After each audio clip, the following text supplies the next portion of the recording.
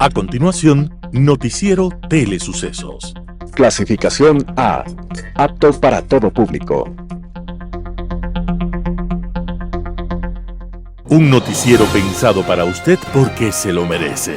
Nos acercamos a la realidad desde diferentes perspectivas. Noticiero Telesucesos. Primera parte del Noticiero Telesucesos con las noticias más importantes del día.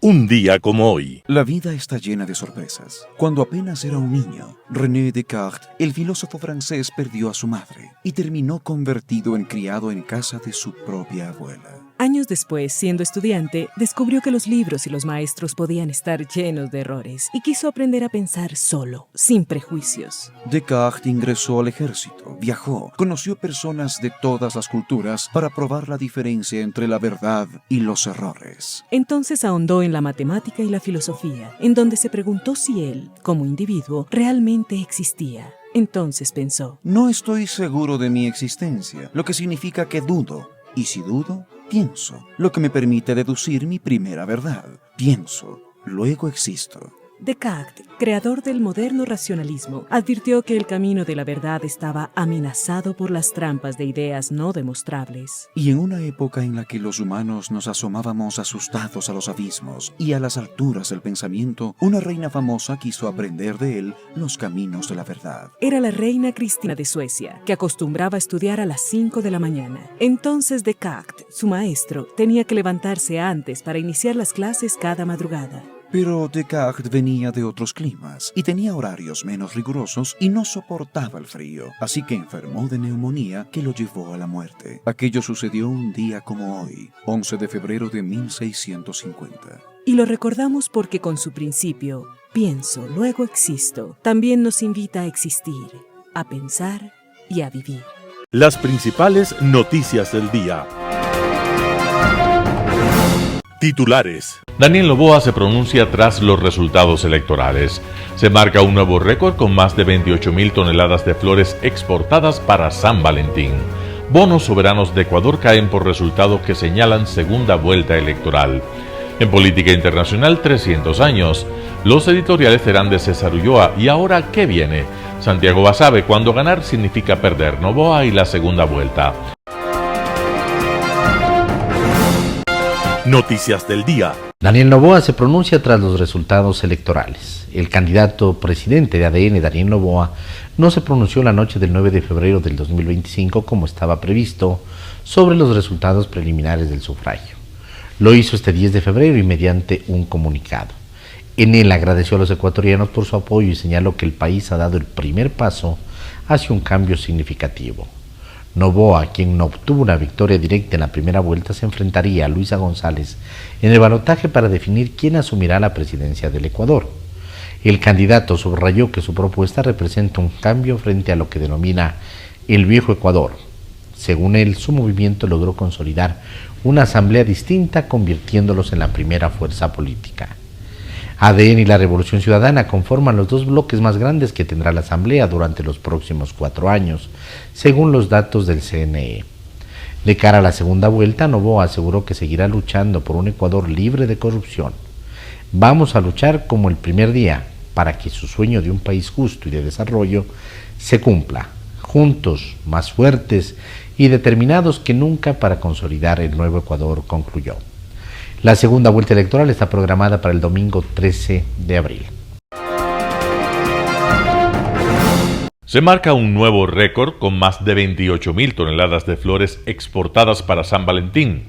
Para la temporada de San Valentín 2025, Ecuador exportó 28.779 toneladas de flores desde el Aeropuerto Internacional Mariscal Sucre de Quito. Esto representa un crecimiento del 8.7% respecto a las 24.466 toneladas enviadas en la misma temporada de 2024, informó la Corporación Quipor, empresa concesionaria del aeropuerto.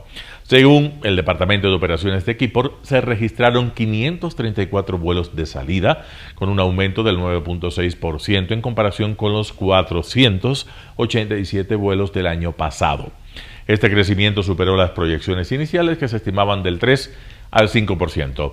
El día pico de la temporada fue el miércoles 5 de febrero con el envío de 1.847 toneladas métricas de flores en 31 vuelos. Durante esta temporada alta de exportación, que este año tuvo una duración de 22 días, los principales destinos fueron hubs de carga de Estados Unidos y Europa, desde donde las flores se distribuyen a sus destinos finales. Para atender esta alta demanda, 20 aerolíneas de carga entre regulares y chárteres operaban desde la terminal de Quito. El Aeropuerto Internacional Mariscal Sucre cuenta con una terminal de carga de 13.000 metros cuadrados de área útil, donde operan 4 empresas paletizadoras y su programa de carga permite la operación simultánea de hasta 6 aeronaves de gran capacidad. Bonos soberanos de Ecuador caen por resultados que señalan segunda vuelta electoral. Los bonos de deuda soberana de Ecuador cayeron tras conocerse los resultados de las elecciones generales 2025, que apuntan a un balotaje entre el actual presidente de la República, Daniel Noboa, y la correísta Luisa González. 3 economistas que trabajan para fondos de inversión en Estados Unidos e Inglaterra confirmaron la caída del precio de los papeles de Ecuador. Han caído entre 6 y 7.6 puntos la mañana de este 10 de febrero del 2025. El precio de los bonos había subido en las últimas semanas y como consecuencia el riesgo país de Ecuador había caído a menos de 1.000 puntos por primera vez en más de 2 años, con la expectativa de que Noboa iba a ganar posiblemente en una sola vuelta. En términos generales, el riesgo país o indicador de bonos de mercados emergentes es un cálculo que mide las posibilidades de pago de deuda de un país y es elaborado por el banco estadounidense JP Morgan Chase y compañía. Mientras más alto es, más elevadas son las tasas de financiamiento, tanto para el gobierno como para el sector privado. Noboa es considerado como amigable con los mercados porque se espera que pague la deuda externa a los acreedores y que continúe el acuerdo que mantiene Ecuador con el Fondo Monetario Internacional FMI. En tanto, los tenedores de deuda temen al correísmo porque el expresidente Rafael Correa dejó de pagar la deuda externa en 2008 declarándola como ilegítima, y hay el temor que puedan ocurrir episodios parecidos. Entrevista del día. En Radio Sucesos estuvo Osvaldo Landazuri, analista económico. El tema del que habló: ¿qué le espera al próximo gobierno en materia económica, laboral, comercial y seguridad social? Escuchemos lo que opina. A ver, bueno, creo que era esperable un Ecuador que esté bien polarizado, porque usted recordará que yo había comentado que la situación económica se sentía como muy trabada, muy complicada, y eso al final del día pues termina ratificando mi punto de vista que usted ha podido seguirlo en los últimos años, y es que, claro, esta receta también llevada hacia solo el déficit fiscal, hacia solo tener equilibrios macroeconómicos y no entender cómo eso beneficia a la población, pues termina quizás exacerbando los ánimos y haciendo que la gente busque otras propuestas que son propuestas más bien populistas, más bien sin un contexto teórico y económico claro que les haga cumplibles. Entonces, yo lo que digo es que hay que entender de una buena vez algo bien importante, y es que el Ecuador no va a salir de este problema en el que está si no se toman medidas estructurales respecto a asuntos estructurales, y eso no va a cambiar con ningún presidente que elijamos. Es decir, hay que entender que si no se cambian las leyes laborales, si es que no trabaja sobre el presupuesto general del Estado, la seguridad social, no importa quién suba, va a encontrarse con los mismos problemas. Entonces, por ahí hay que entender los electores que no va a haber recetas mágicas que les van a querer ofrecer en esta segunda vuelta. Eso no existe, porque incluso si subiera el correísmo, pues la plata que encontrará en reservas o que pudiera encontrar en algo más de endeudamiento, le servirán para otra vez 3, 4 meses y se va a encontrar con un país bien distinto al del año 2007. Así es complejo lo que está pasando. Hay un artículo de Diario La Hora que menciona sobre este tema económico y dice algo que es una realidad preocupante, ¿no? Dice: en el mejor de los casos, sumado la caída del 2024 y el escaso crecimiento proyectado para este año, la economía ecuatoriana apenas aumentará 1.2% en 2 años. A ese paso requeriría más de 102 años para igualar el PIB per cápita actual de Chile. No nos comparamos con los gringos, nada, de Chile. Osvaldo, eso es una muy mala noticia para el país. Sí, claro, y demuestra que las políticas públicas desde mi óptica están erradas y han estado erradas desde hace muchos años y creo que ahora se entiende un poco más el porqué de la acidez mía para mencionar aquello, buscando que las personas que están en el poder pudieran encauzar un rumbo distinto, porque al final del día, claro, si usted no tiene inversión, si no tiene certeza, si no tiene trabajo, pues es imposible crecer. Entonces, Así es. pensar que un país que está sumido en inseguridad, sumido en falta de electricidad y con el paréntesis enorme que en Estados Unidos se comenta que la próxima crisis va a ser justamente la eléctrica, porque cada vez más la gente con más aparatos eléctricos y electrónicos y más necesidad de trabajar con inteligencia artificial, lo que va a necesitar es más electricidad. Cierro ese paréntesis. Sin infraestructura el Ecuador, las carreteras destruidas, los hospitales acabados, no hay cómo sacar una cita, no le dan un pasaporte, no le dan una cédula. Entonces, claro, era obvio que esto iba a pasar, es decir, la gente va a buscar realmente alternativas distintas. Lamentablemente, sin que yo sea un analista político o que esté buscando votos o queriendo que le endose votos a alguien, digo, lamentablemente hay que entender que esta versión del socialismo del siglo XXI se va a encontrar otra vez, insisto, con un país distinto y eso hace que se vuelva mucho más impredecible lo que pueda pasar en el Ecuador, es decir, por dónde irá las políticas de desarrollo de esta versión socialista que cuando se encuentran sin plata realmente es difícil llevar adelante los proyectos que suelen ellos buscar, es decir, proyectos rápidos de infraestructura. Entonces me imagino que vendrán otras políticas relacionadas con aranceles, con subida de impuestos a otros sectores. Acuérdense de las discusiones tan absurdas que teníamos como quitarle la herencia a la gente para repartirle al resto. Es decir, todo aquello está en el tapete. Ojalá y ambos candidatos logren entender que el Ecuador no es un país de extremos, tampoco es un país de caudillos desde mi óptica, y por lo tanto eso requiere una aproximación distinta, pero tampoco creo que un presidente que esté pidiendo permiso para salir a hacer campaña durante 6 horas, luego 3, luego 4, haga sentido en un país. Ahora le está pasando esto factura, es decir, es un presidente que debe dedicarse a la campaña de una manera estricta y profunda, apegada a la ley. Entonces ahí creo que se comienzan a atar las piezas de este rompecabezas que resulta lamentablemente en un país que va a estar parado hasta mitad de año una vez más. Y eso hace pensar que el crecimiento económico otra vez va a ser el más afectado en relación a lo que significa el bienestar de la gente. Caroline Ávila, doctora en Ciencias de la Comunicación en Radio Sucesos, hizo un análisis de la jornada electoral. Vamos con la nota. Todo comunica, dice el axioma que nos enseñan en primer ciclo de comunicación. Y esos silencios de ayer, esa retirada, ese plantón a la militancia, creo que da cuenta del discurso que al menos ayer quedó en la población, que es de la derrota. Y es doloroso porque tú mencionas con mucho acierto el resultado en asamblea que debió haber sido celebrado, que es incluso histórico. Y ayer tranquilamente se podría haber discutido una línea de agradecimiento, de acogida, de celebración, pero al no presentarla quiere decir que de alguna manera dejan el espacio, la narrativa, la ocupación de la victoria para la Revolución Ciudadana, que encuentra esto como una hazaña también, porque como lo han dicho ya ellos, hay que todavía discutir el asunto, la idea del techo del voto correísta se ve en este momento puesto en discusión. Pero tampoco, pero si nos ponemos a ver, Caroline, no hay ninguna derrota, porque por lo menos hasta el momento el presidente Noboa sigue estando primero. Sí, Milton, pero porque el hecho que lo digas tú, que lo diga yo, que lo diga cualquiera, no alcanza. ¿Quién tiene que celebrar la victoria? Es el que se adjudica los votos. ¿Por qué no lo hizo?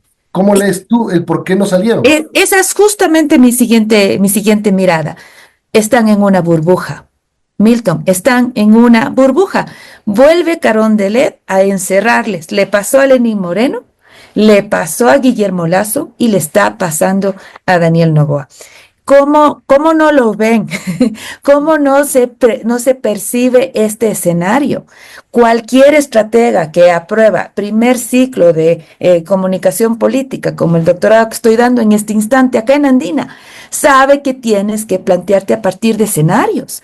Y ese era este en particular era un escenario posible.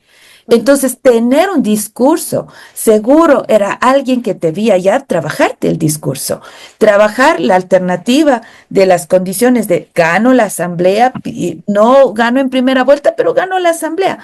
Y ese escenario, te juro, Milton, cualquier estratega le tenía escrito si tan solo miraban un poquito más allá de la Plaza de la Independencia. Entonces, creo que eso es lo que está pasando, ¿no? Viven en una burbuja, no se están dando cuenta ni siquiera de lo que logran a partir del escenario que les han planteado, no sé si sus asesores o su propia necedad. Carolina, buenos días. Ahora, ¿cómo empieza esta segunda vuelta para Daniel Noboa, presidente candidato? Hay quienes dicen que con este silencio, claro, comunica una derrota y también empieza con el pie izquierdo, pero falta todavía tiempo para que se dé esa segunda vuelta. ¿Qué chances tiene? Oye, a ver, diremos, Santiago Basabe menciona que quien más chance tiene de ganar es la Revolución Ciudadana, pero también esto yo lo pusiera con pinzas, ¿no? Porque yo creo que Daniel Noboa ha sido capaz de recuperarse. Le pasó lo mismo cuando perdió 2 de las 11 preguntas en la consulta popular. Luego trata de buscar la manera de conquistar esa narrativa en la que es bastante eficiente, y además él está en Carondelet, y eso, aunque puede ser un lastre, también puede ser un beneficio porque es capaz de incidir en la agenda.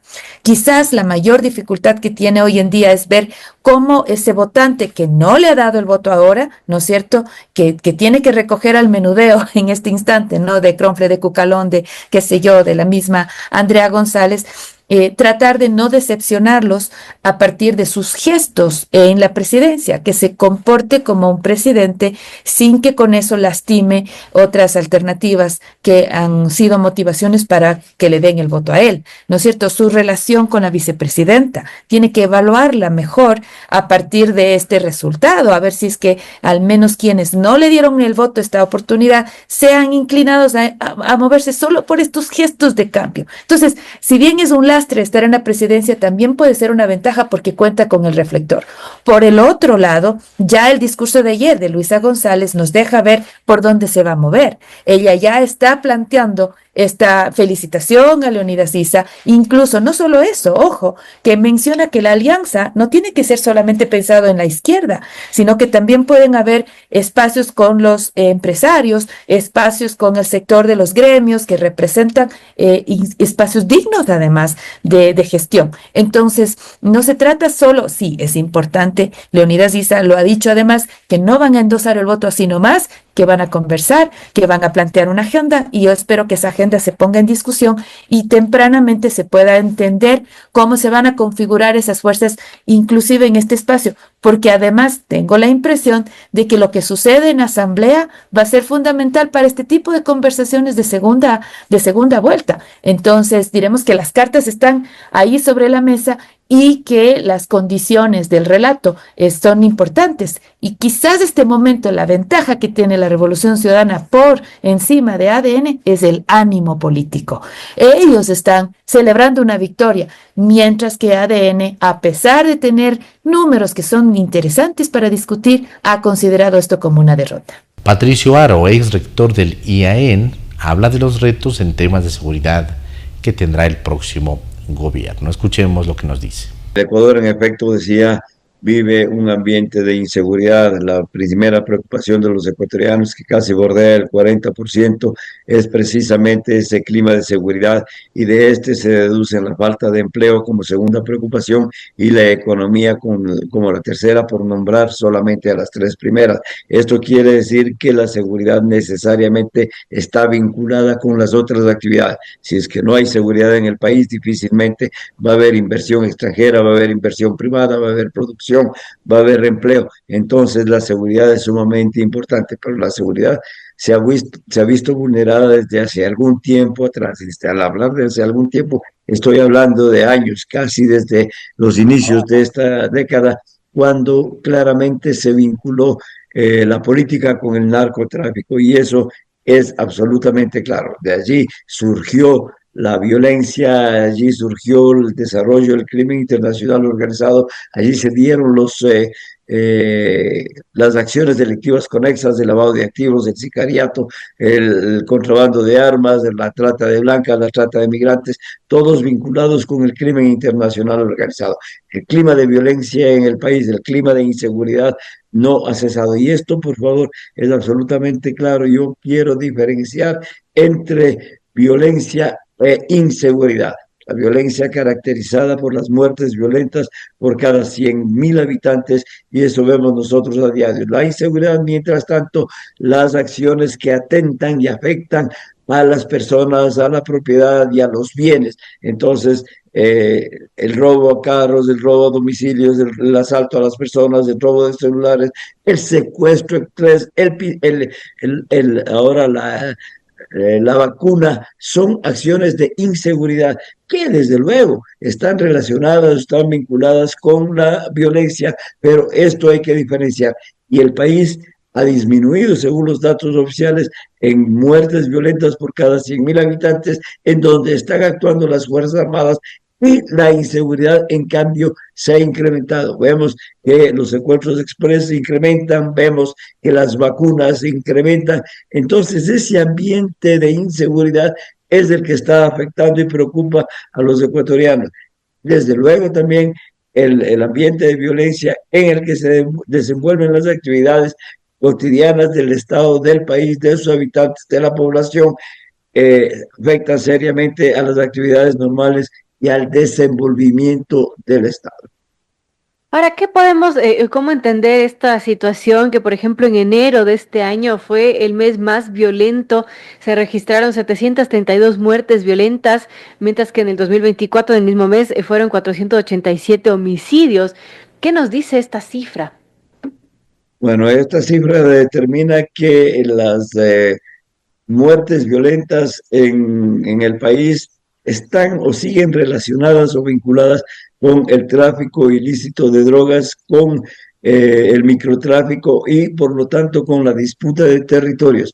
Quisiera decir que el Ecuador es un país de tránsito que geográficamente ubicado entre los dos mayores productores de cocaína del mundo, entre Colombia y Perú. Es un lugar de tránsito que recibe una gran cantidad de cocaína de Colombia, especialmente producida en los departamentos fronterizos. Entonces, tanto en Nariño cuanto en Putumayo, que son departamentos fronterizos con el Ecuador, se produce esa cantidad, y alguien tiene que dar el soporte logístico para que esa cocaína sea trasladada desde la frontera norte hacia las plataformas de salida. Y es precisamente allí en donde están los carteles criollos, los choneros, los lobos, los choriqueros, los fatales, es decir, grupos que se van multiplicando porque ese traslado, ese apoyo logístico representa una enorme cantidad de dinero, pero ese precio es cobrado por estos microcarteles a los grandes carteles exportadores de la droga, no en dinero en efectivo, sino en mercancía, en cocaína. Entonces, estos carteles nuestros tienen que convertir esa cocaína que les pagan por el servicio prestado, tienen que convertirla en dinero. Entonces ahí viene precisamente el microtráfico, y esa disputa de territorio para desarrollar el microtráfico es precisamente el que genera violencia. Entonces, así se explican las muertes violentas, el incremento de muertes violentas en el primer mes del año. Sin embargo, he de insistir, en el año 2024, según las estadísticas oficiales, el número de muertes violentas por cada 100.000 habitantes disminuyó en el país. Un panorama de noticias para su estatura intelectual.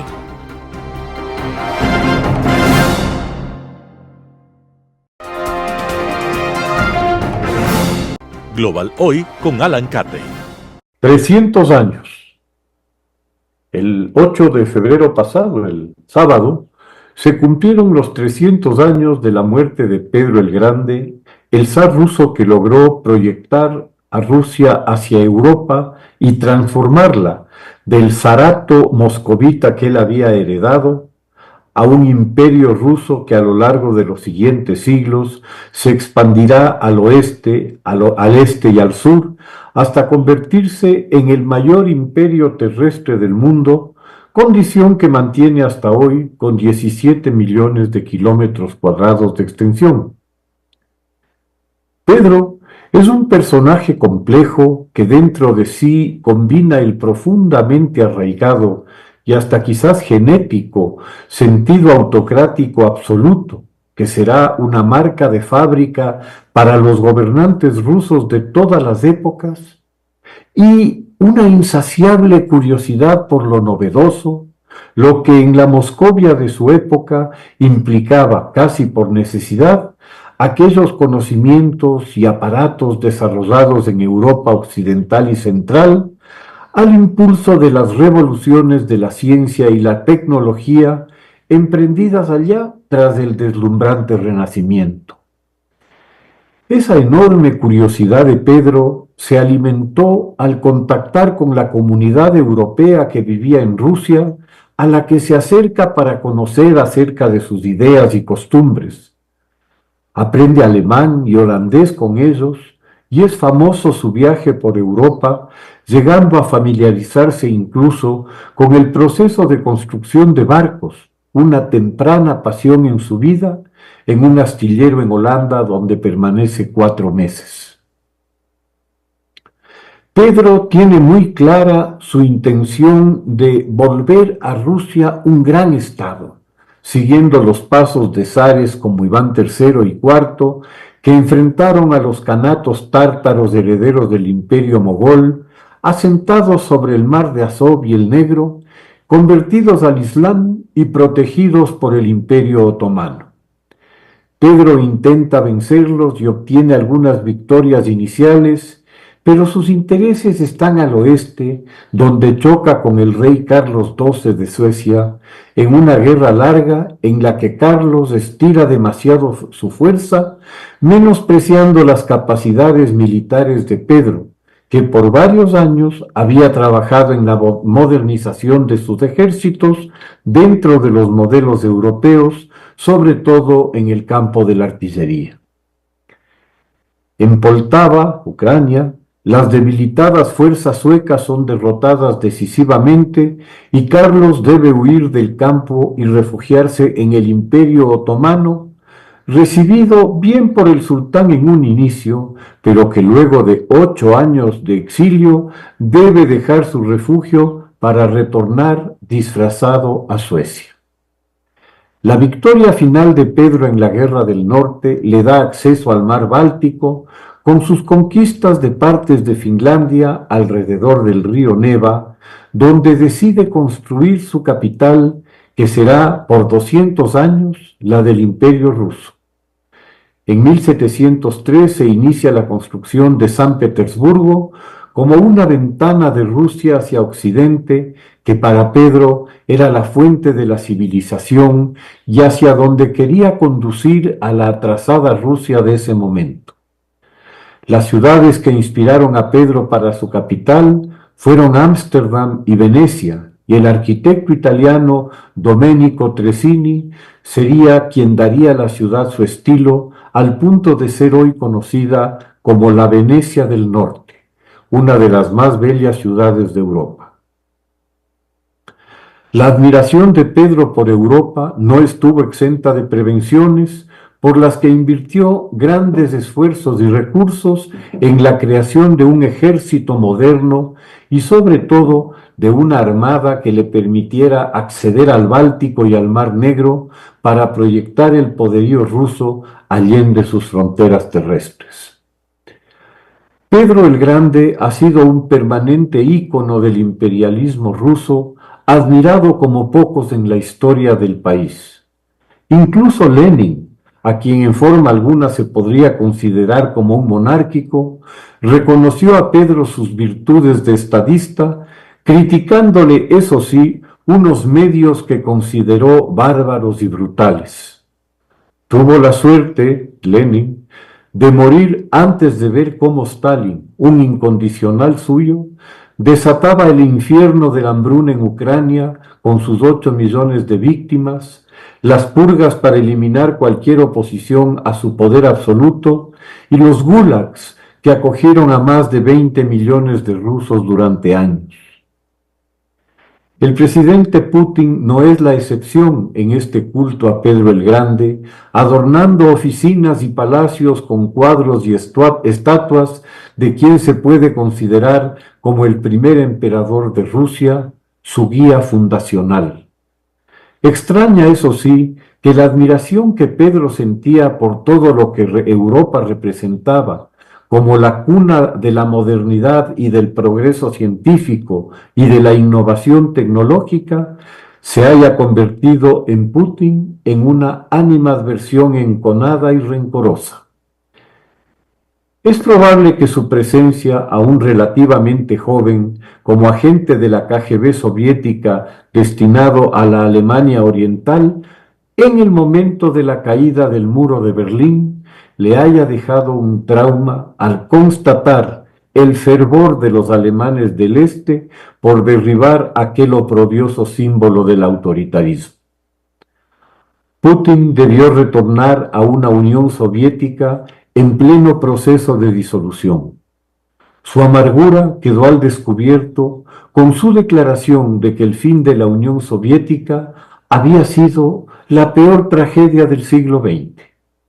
Semejante afirmación en un siglo que había visto el horror de las 2 guerras mundiales, de los genocidios del estalinismo y del nazismo, de la monstruosidad maoísta de sus 50 millones de muertos de hambre, solo podía venir de alguien comprometido hasta lo último con un régimen malvado. Cuando Putin toma el poder de manos de un Yeltsin alcoholizado, en una Rusia que hasta ha pasado por la humillación de su expulsión de Chechenia o del precipitado alejamiento de los estados satélites de Europa Oriental, que ha visto cómo las antiguas repúblicas soviéticas se desligaban cada una por su lado del imperio soviético, que se había asimilado rápidamente al concepto del viejo imperialismo ruso, instintivamente recurrió a ese anhelo imperial profundamente instalado en el inconsciente colectivo por su larguísima trayectoria nacionalista. Putin evaluó que esa era su mejor línea para asegurarse el apoyo de la población y arrancó un proceso para la recuperación del perdido poderío del ejército ruso, invirtiendo grandes recursos en armas, municiones y equipos. La Segunda Guerra Chechena fue el escenario para poner a punto a las fuerzas rusas en un conflicto que dura 10 años para terminar destruyendo Grozny y masacrando a la población civil como escarmiento por los reveses militares del pasado. Como Pedro, su primera guerra fue contra sus ancestrales enemigos musulmanes para a continuación imponer a Georgia la desmembración de 2 regiones con fuerte presencia rusa, bajo una figura de defensa de sus nacionales igual a la que utilizara Hitler en Checoslovaquia 70 años antes. Tras estas pruebas piloto y ante la pérdida de su títere en Ucrania en 2014, se apropió de Crimea, otro de los objetivos del zar Pedro en su momento, que se vería concretado por otra de las históricas figuras del imperialismo ruso, Catalina la Grande, la princesa alemana devenida en autócrata rusa y admiradora de la cultura francesa y amiga de Voltaire.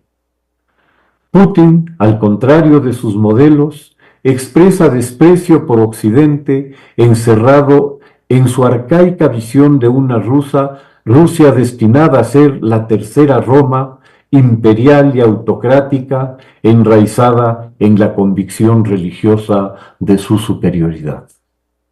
Muchas gracias. Editorial. Y ahora, ¿qué viene? Artículo de César Ulloa, publicado en Diario La Hora. Después de que se hayan proclamado los resultados, el reto es gigantesco, difícil y de muchas manos. Los problemas urgentes son la inseguridad, la violencia y la generación de empleo. Sin embargo, y de manera paralela, transformar la institucionalidad, venir a menos y procurar el establecimiento de un Estado de Derecho son imperativos. Caso contrario, seremos lejanos a la reinversión nacional e inversión extranjera directa. El esfuerzo no radicará en el Ejecutivo exclusivamente, sino también en lo que haga la Asamblea y el sistema de administración de justicia, además de los entes de control. La conclusión de esta campaña corta, agobiante y de poco contenido es que no se puede continuar de la misma manera. Las cifras sociales y económicas advierten que nuestro país se encuentra en terapia intensiva y con pronóstico reservado. Los problemas más dolorosos recaen en la juventud. Desempleo, migración, embarazo joven, violencia intrafamiliar, falta de acceso a la educación superior, y lo más grave es que entre las primeras causas de muerte están los homicidios y los suicidios. ¿Qué estamos haciendo por los jóvenes que no sea el bochornoso espectáculo diario de la mala política? El nuevo gobierno debe ser generoso, en el sentido de llamar a profesionales con altas credenciales y valores éticos sin importar su edad. Solo en el Ecuador se desprecia la experiencia y en varios casos hasta la sabiduría. Es el momento de un acuerdo nacional que confluye en un compromiso a largo plazo. ¿Qué país queremos y cuál dejamos a las siguientes generaciones? La política debe caracterizarse por el ejemplo, y eso no tenemos en la actualidad, porque hay una escasez de referentes. No así en otros sectores de la sociedad donde hay valiosas personas. El país se construye cada día con millones de héroes anónimos, quienes lo han sostenido en las peores crisis. No abusemos de los buenos ciudadanos y aprendamos de ellos. Es ahí donde debe iniciar el nuevo gobierno, rescatando lo positivo e histórico. Generosidad para gobernar, transparencia y eficiencia en el manejo de los recursos. Artículo de César Ulloa publicado en diario La Hora. Cuando ganar significa perder. Noboa y la segunda vuelta. Santiago Basabe, primicias. Hasta el momento en que se escribe esta columna, el candidato presidente aparece como el triunfador de la primera vuelta electoral. Sin embargo, da la impresión que ya ha sido derrotado. Él y sus cercanos prefieren el silencio. Ese silencio que huele mal y que puede ser trasladado a los encuestadores que, casi sin excepción, se equivocaron del medio a la mitad. Esperaban un avasallador 50% o más, y al final con las justas llegaron a sacar unos pocos votos más que González. Tienen razón en estar preocupados. Nada prometedor es el panorama de cara a la segunda vuelta, pues aunque gobernar y estar en la papeleta puede ser un apoyo para crecer electoralmente, también serviría para restar votos si siguen cometiendo errores de fondo.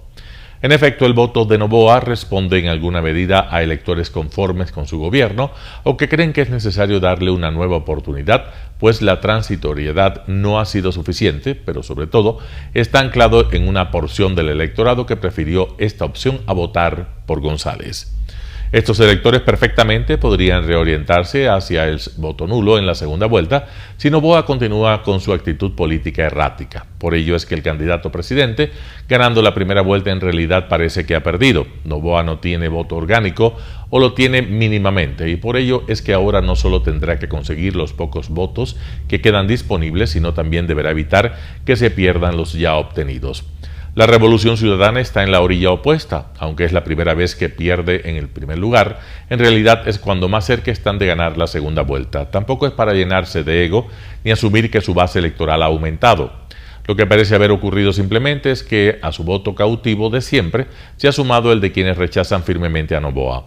Tal es el grupo de desencantados con el presidente que, siendo abiertamente contrarios a Correa, sienten que Noboa les causa más repulsión. Tanto los convencidos revolucionarios ciudadanos como los anti-Noboa difícilmente cambiarán su posición de cara a la segunda vuelta. No hay motivo para ello. Así, a diferenciación del candidato presidente, González ahora solo tiene que agregar adhesiones. Es en este punto cuando Issa se frota las manos. Su votación será clave y allí la negociación más fácil será con González. Mutuamente saben por dónde se puede llegar a acuerdos y en qué espacios hay líneas rojas que por el momento será mejor no tocar. Rabascar y Jairala algo de votos también aportarán, pues al final de cuentas fueron candidatos de la Revolución Ciudadana bajo el membrete de otras tiendas políticas.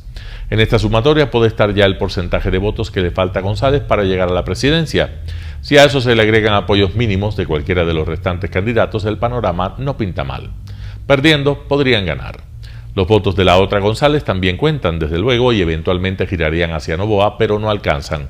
Allí el candidato presidente le toca buscar al menudeo entre los apoyos socialcristianos, los de Creo, Construye y demás.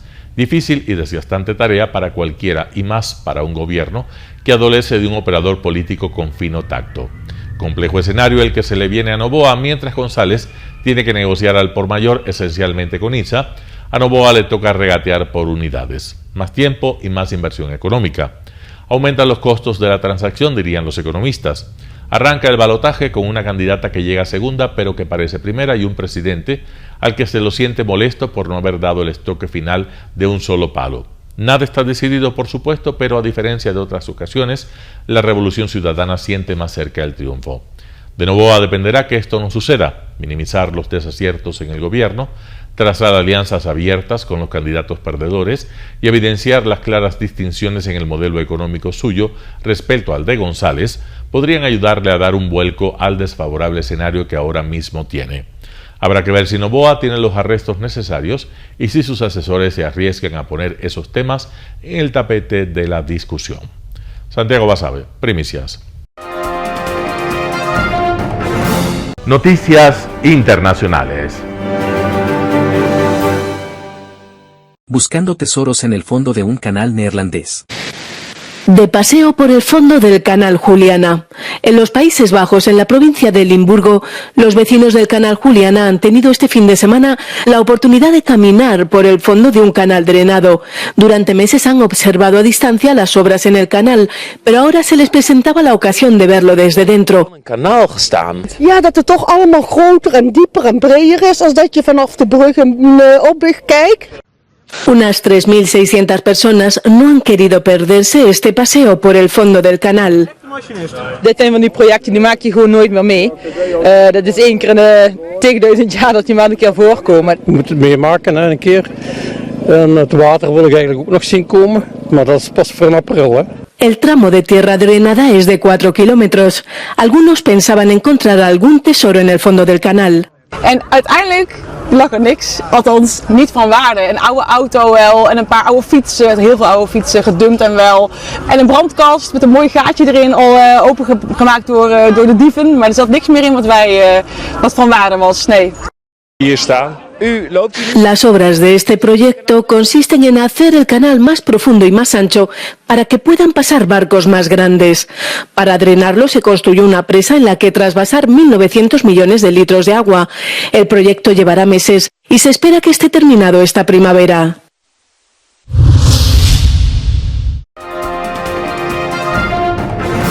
Corte Penal Internacional rechaza sanciones impuestas por Estados Unidos.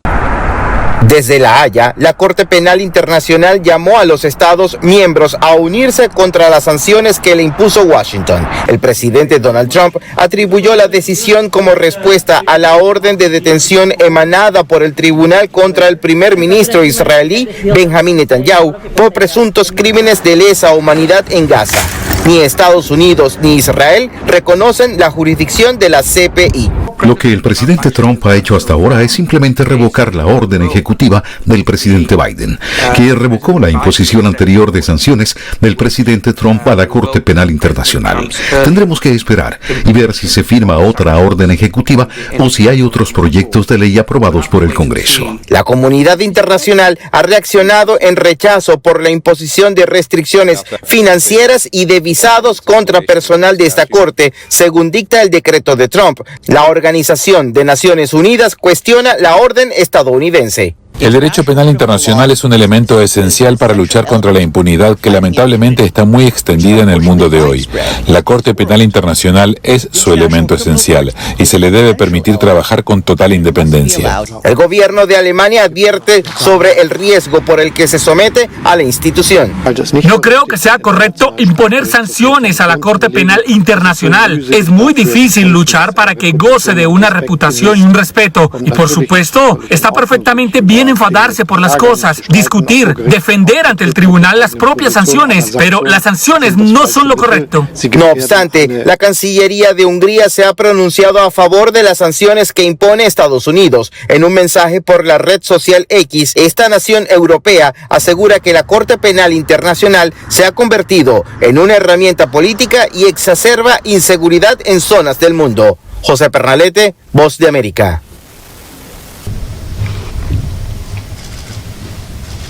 Please be seated. One sentence of 20. Los países bálticos se desconectan de la red eléctrica de Rusia y se integran en el sistema europeo. Los países bálticos se conectan a la red eléctrica europea, poniendo fin a sus lazos con Rusia, con una ceremonia en Vilna de gran peso simbólico y geopolítico. Letonia, Estonia y Lituania culminan así su independencia energética de Moscú.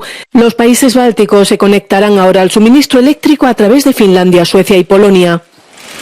These chains of power lines linking you to hostile neighbors will be a thing of the past. This is freedom, freedom from threats, freedom from blackmails. You were warning us that the cheap gas bought from Russia has a hidden cost. Polonia actúa como puente para la conexión de la red eléctrica con Europa. El presidente Andrzej Duda dijo que la sincronización fortalece también la seguridad y la soberanía de Polonia. Para poner fin a la dependencia energética rusa se han invertido 1.600 millones de euros, en su mayoría de fondos de la Unión Europea.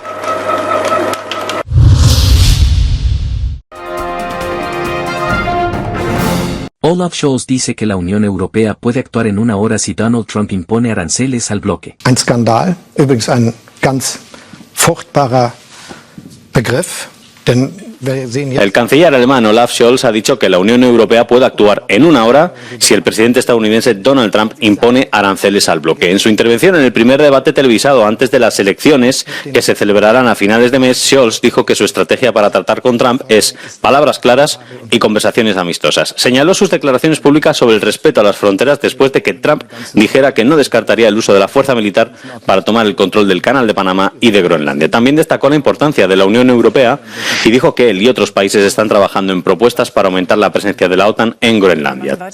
Trump lanzó la idea de tomar el control de Groenlandia durante la campaña electoral del año pasado, diciendo que era importante para la seguridad nacional de Estados Unidos. Dijo que podría imponer sanciones financieras o incluso utilizar el ejército para obligar a Dinamarca a ceder la isla a Estados Unidos. Scholz también calificó el escándalo de la sugerencia de Trump de que Estados Unidos podría tomar posesión de Gaza, reubicar su población y reconstruirla. El principal rival de Scholz, Friedrich Merz, también expresó su inquietud por la propuesta, pero sugirió que hay mucha retórica proveniente de Washington. Merz, que es el favorito en las elecciones anticipadas del 23 de febrero, también discutió con Scholz importantes asuntos internos como la economía en crisis de Alemania y la migración. Zusammen mit anderen Ländern innerhalb der NATO, dass wir die Präsenz der NATO in Grönland erhöhen, weil wir dann das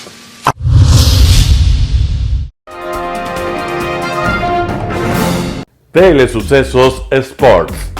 Deportes, deportes, deportes. Todas las tardes, 4 horas de lunes a miércoles, de 14 a 17 horas. Los jueves y viernes, 6 horas, de 12 a 20 horas. Desde Arena Telesucesos. Transmisiones en vivo, siempre Ecuavoley. Y luego, deportes para recordar. Todas las tardes, deportes en Telesucesos Sports. Bajo la dirección del arquitecto David López. La visión objetiva de quien vive el deporte. Sucesos deportivos. Visión de un equipo de opinión joven de comunicadores.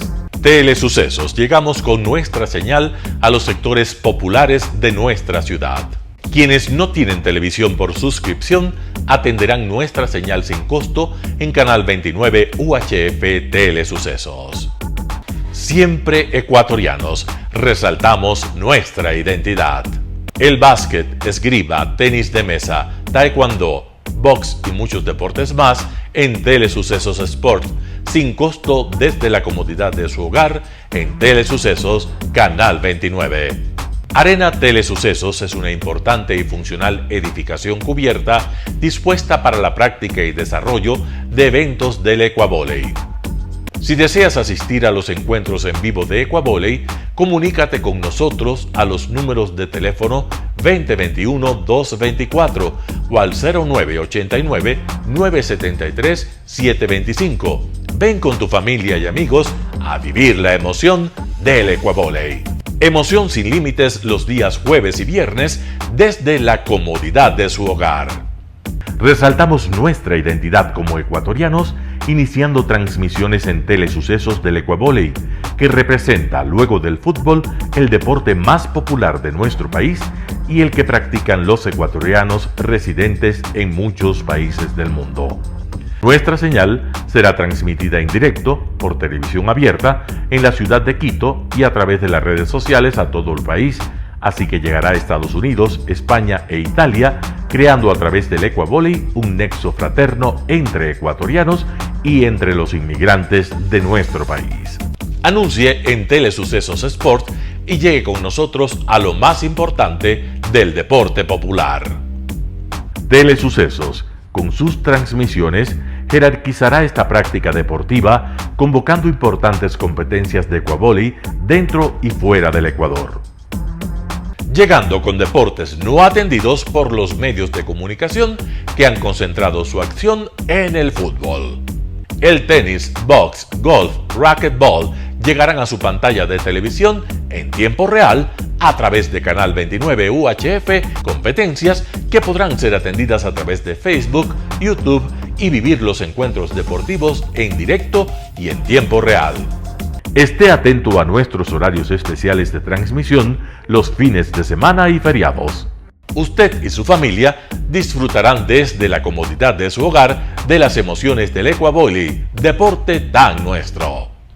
Somos inéditos y para ello disponemos de un escenario cubierto propio, Arena Telesucesos, desde donde transmitimos nuestros encuentros masculinos y femeninos de este deporte. Simple y gratuito. Llama a nuestros números de contacto 2021-224 o al 0989-973-725 y regístrate como invitado especial para nuestros eventos en vivo. Arena Telesucesos, el escenario cubierto para la práctica del deporte 100% ecuatoriano, el Ecuavóley. Telesucesos es un canal de televisión que incorpora a su programación manifestaciones culturales y deportivas que marcan la identidad de nuestro país. Consideramos que el Ecuavóley es una manifestación deportiva con partida de nacimiento popular y nombre propio ecuatoriano. Arena Telesucesos, funcional espacio cubierto para la práctica y desarrollo del deporte. Arena Telesucesos, el escenario para campeones. Arena Telesucesos atiende deportes de su preferencia: básquetbol, tenis de mesa, esgrima, taekwondo, fútbol sala, box, halterofilia. ¿Cómo llegar? Nuestras instalaciones se encuentran en el norte de la ciudad, en un sector de gran crecimiento y desarrollo urbano al que se accede a través de la vía E35, más conocida como la Avenida Panamericana Norte. Desde el centro comercial El Portal, a 2 kilómetros a la derecha, se encuentra la calle García Moreno, antiguo camino a Llano Grande, una arteria en la que se desarrollan dinámicos comercios. Junto al centro comercial Ciudad Alegría, a 100 metros, hemos llegado a nuestras instalaciones, Arena Telesucesos, la cancha del Ecuavóley. Por fin tiene usted un espacio de difusión de su deporte preferido. Telesucesos, el canal de televisión siempre inédito. El noticiero Telesucesos es retransmitido de lunes a viernes a las 7 horas por Radio Planeta Sur 106.1 FM de la ciudad de Loja. Noticiero Telesucesos. Las opiniones vertidas en este espacio por la producción y dirección del programa son de exclusiva responsabilidad de sus autores y de quienes intervienen en ellos.